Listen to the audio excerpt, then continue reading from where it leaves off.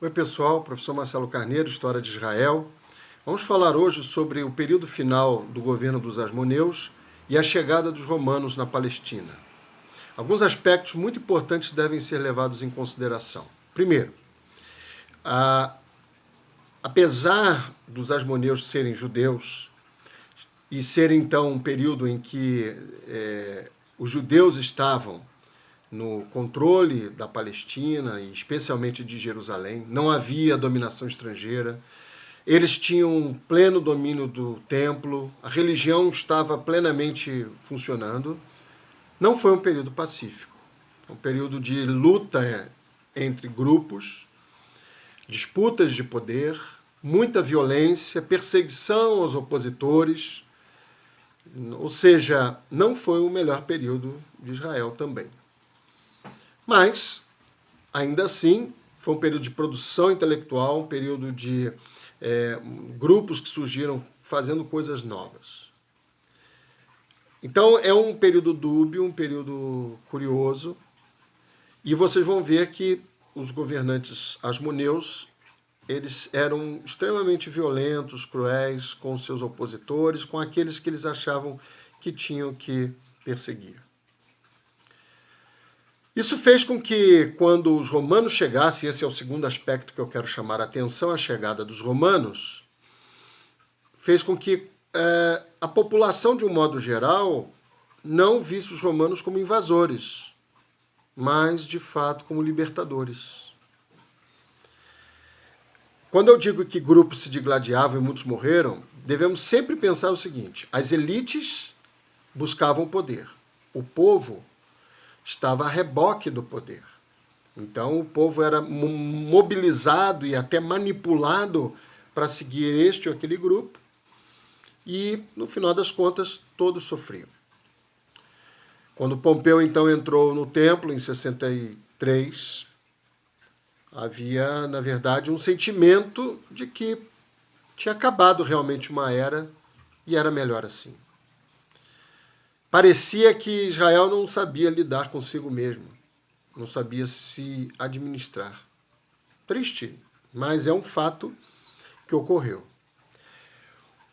Mas aconteceu uma coisa curiosa. A chegada dos romanos não fez exatamente com que houvesse o fim de qualquer tipo de conflito. Por quê?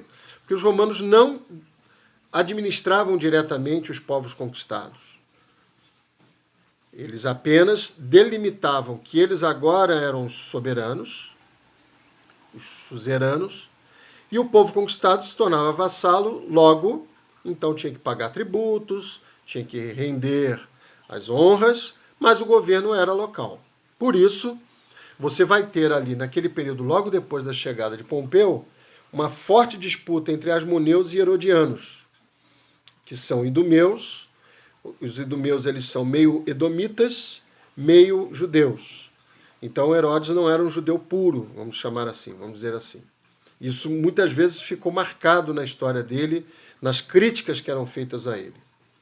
E essa disputa mobilizou não só internamente Herodes e os seus adversários, mas, do ponto de vista romano, mobilizou figuras muito conhecidas, como Marco Antônio, Otaviano, que depois se tornou imperador Augusto, e o próprio Pompeu. Então, essas figuras romanas que estavam também disputando o poder, acabaram entrando em rota de colisão com grupos da Palestina, pró e anti-Herodes. No final, Herodes consegue superar, vocês vão ver alguns detalhes nos slides, e a superação que Herodes teve fez com que ele se tornasse, da parte de Otaviano, o rei sobre toda a Palestina, não apenas Jerusalém. Por isso ele passou a ser denominado Herodes Magno, porque a grandeza do território que ele passou a controlar foi associado ao seu nome. Aqui você vai ter uma ideia do que foi a fortaleza de Massada, construída por ele, um local especialmente interessante.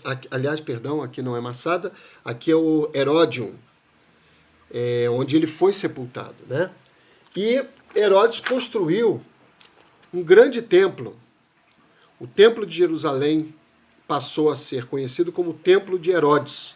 Foi uma grande ampliação em relação ao templo anterior, do período de Zorobabel, e um templo realmente magnífico, que na época dos romanos foi considerado uma das grandes maravilhas do mundo antigo.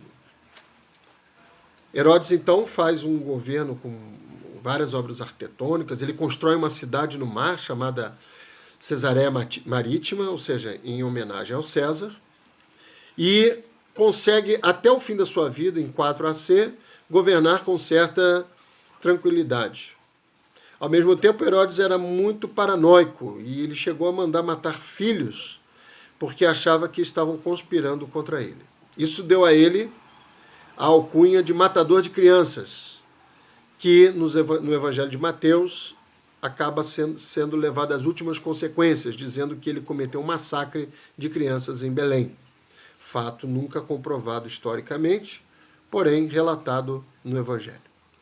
Assim, então, você tem um panorama do final do período Asmoneu, a transição para o período romano, e ali, quando Israel deixa de ter, pela última vez antes da extinção do Israel antigo, a sua autonomia como povo.